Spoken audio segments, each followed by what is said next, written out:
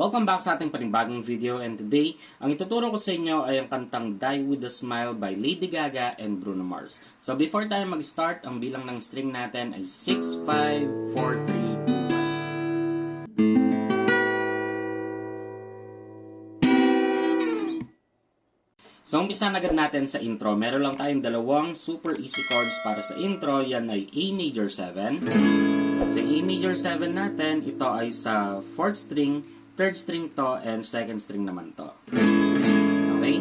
Tapos, ang last chords natin sa intro ay D major 7. So, yung D major 7 natin, hindi na natin gagawin yung bar chords. Gawin natin yung maising part. Okay? So, dito tayo sa 2nd fret. So, 1, 2. Tapos, yung hintuturo nyo sa 3rd string hanggang 1st string.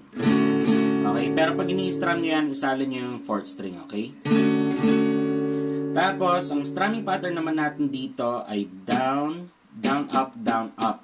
Okay? Then, uulitin natin to ng tig-4 na beses kada chords. Okay? So, tara, practicein muna natin tong intro before tayo pumunta ng ating verse. 1, 2, 3, go!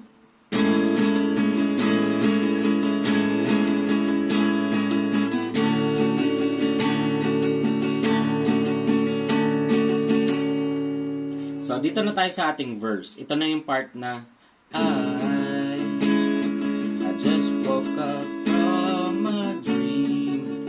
Okay, so yung mga chords natin doon ay A major 7, tapos D major 7. So, yes, parang intro lang siya, pero gagawin natin to ng 2 beses. And after ng 2 beses na yon, ang last chords natin ay D major 7. Okay? Same pa rin yung strumming pattern. Tig-4 na ulit bago lumipat ng chords. Okay? Tapos, bago natin practicein ng sabay-sabay, pasadahan na natin tong ating pre-chorus. So, ito yung part na wherever you go, there's where I follow. Okay? Or that's where I follow. So, yung mga chords natin doon ay A major 7. Tapos, C sharp minor 7. So, yung C sharp minor 7 natin, dito tayo sa 4th fret. So, 1, 2, 3, 4. So, yung tuturo nyo dito sa 5th string hanggang 1st string. Tapos, ito naman ay sa 4th string at ito ay sa 2nd string. Okay? And then, ang last chords natin sa pre-chorus ay F sharp minor. So, yung F sharp minor naman natin, 2nd fret to, 1, 2. Tapos, yung hintuturo nyo sa 6th string hanggang 1st string, ito naman ay sa 4th or 5th string, at ito ay sa 4th string. Okay? Tapos yung strumming pattern natin para sa pre-chorus, same pa din. 4 na ulit bago lumipat ng chords. Okay? So tara, practicein natin na sabay-sabay yung ating verse at pre-chorus. 1, 2, 3, go!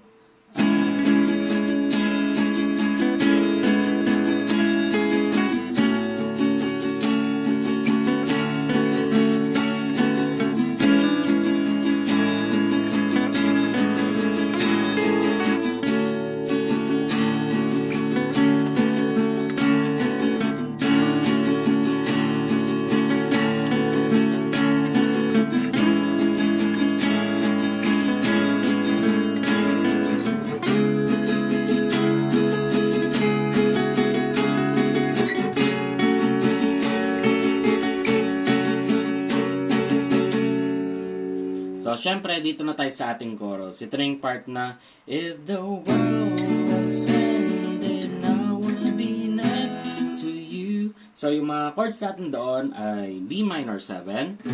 So, yung B minor 7 natin parang C sharp minor 7 lang yan. Ililipat lang natin dito sa 2nd fret. Okay, so 1, 2, tapos yung hintuturo nyo sa 5th string hanggang 1st string, and then ito ay sa 4th string, tapos 2nd string to. Okay? Tapos, next chords natin ay E. So, sa E naman natin, ito ay sa 5th string, 4th string to, at 3rd string naman to. Okay? At next chords, C sharp minor 7. Tapos, F sharp minor. Okay? Uulitin naman natin tong buong chords na to, itong 4 na to, ng 2 beses. At after noon, pupunta na tayo dito sa part na I wanna hold you just for a while. So, yung mga chords natin sa part na yon ay B minor 7, tapos E, and then A, So guys, yung A natin ngayon, ito ay sa 4th string, 3rd string to, and 2nd string to. Huwag kayong papailito ha. Yung kanina, A major 7, tapos ngayon, A naman yan. Okay? Tapos, ang next chords natin ay E, then F sharp minor. Okay? Tapos susunod, B minor 7. At ang last chords para sa mga chorus ay E. Okay? And then, yung strumming pattern naman natin dito, babawasan natin ng dalawa. So, tig-2 beses na lang yung strumming pattern natin bago lumipat ng chords. Pero, pag napunta na kayo dito sa part na I wanna hold you just for a while, itong chords na A, tapos E, okay? Tig-1 beses lang na ulit ng strumming pattern natin yan, okay? Tapos, babalik ng normal dito sa ating F sharp minor. Okay? So, para mas mag-gets natin na mabilis, practicein natin ng sabay-sabay itong buong chorus. Okay? So, 1, 2, 3,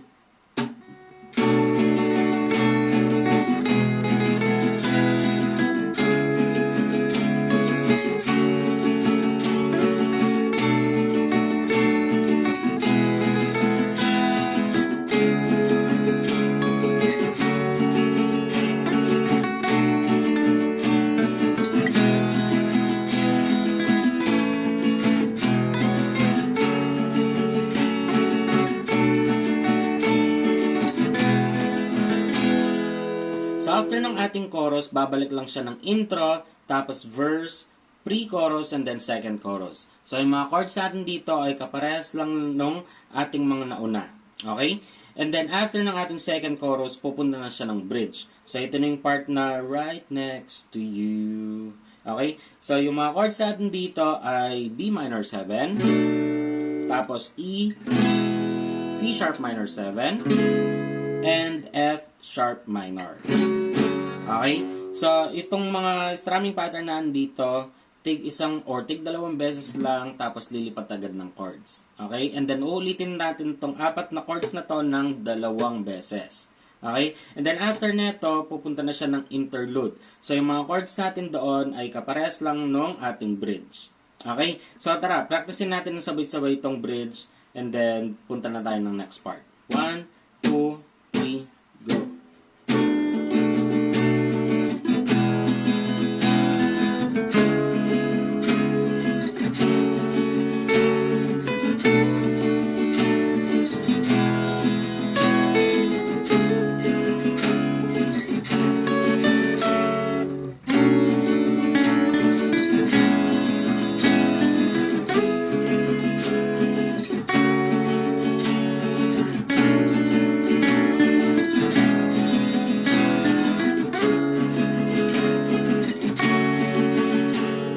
So, after ng ating interlude, pupuntan siya ng ating last chorus. So, yung chords natin dito, kagaya niya lang yung ating mga naunang chorus, pwera na lang doon sa last part. Okay? So, yung last part natin, di ba, B minor at E.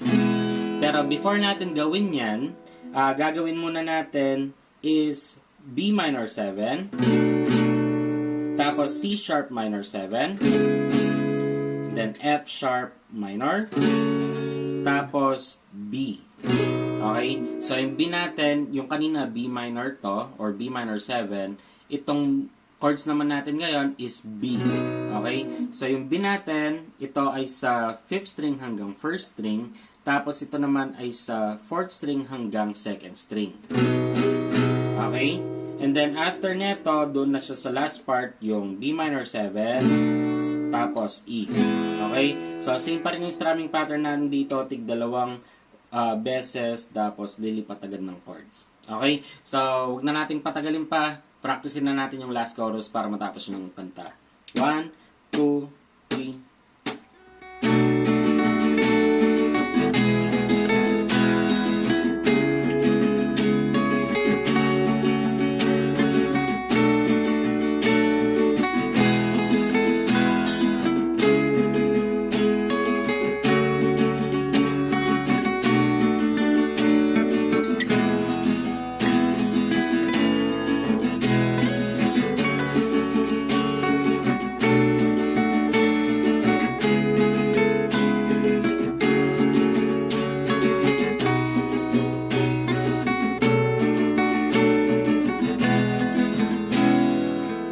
So, di ba, halos pare-parehas lang yung mga chords natin except dun sa last chorus na may added na C sharp minor 7. Pero, di ba, sobrang dali lang ng kantang ito. At kung gusto mo yung mga ganitong kadadaling guitar tutorial, mag-subscribe ka na at hit mo na yung notification bell para lagi kang updated sa ating mga bagong video.